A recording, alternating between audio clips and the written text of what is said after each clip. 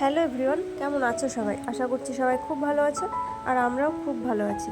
তো দিনটা ছিল আমার হাজব্যান্ডের বার্থডে। তো আমার শ্বশুরবাড়িতে কেউ ছিল না, শাশুড়ি মা শ্বশুরমশাই সবাই কেউ বাড়িতে নেই। তো সকালে ঘুম থেকে উঠে আমি পায়েস রান্না করে নিলাম। এবার এই পায়েসটা রান্না করে ঠাকুরকে পুজো দেবো। শাশুড়ি মা এটা করে আর কি, তো আমাকেও বলেছে করতে। পায়েসটা রান্না করে ঠাকুরকে ভোগ দিলাম, ঠাকুরের জন্য বেড়ে নিচ্ছি।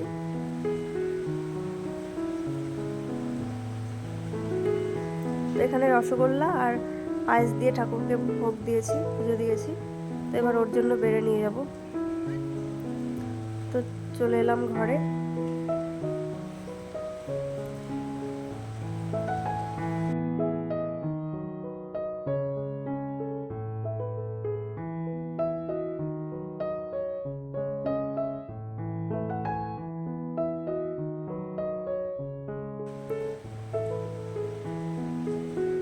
তো এই যে ওকে পায়েস খাওয়ানোর পর ও আবার উল্টে আমাকে খাইয়ে দিল।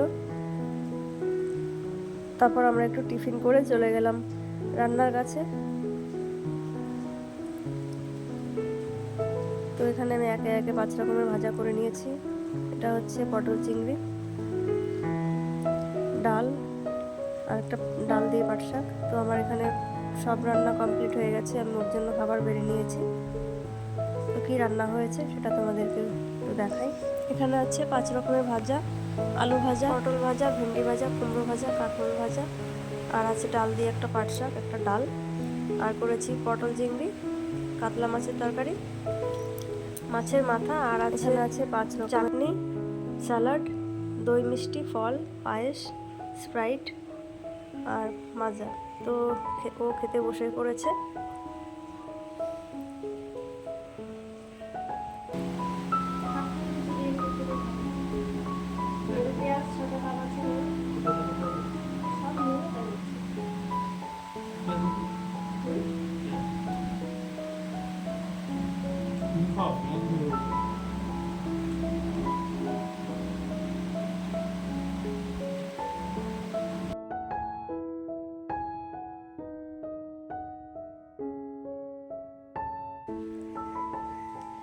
তো আমাকেও ডাকছে বারবার খাওয়ার জন্য।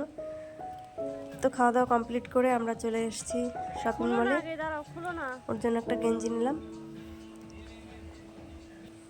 গেঞ্জিটা কেমন হয়েছে দেখো। তো রাতে এই যে ওকে আমরা কেকটা কেটে নিচ্ছি।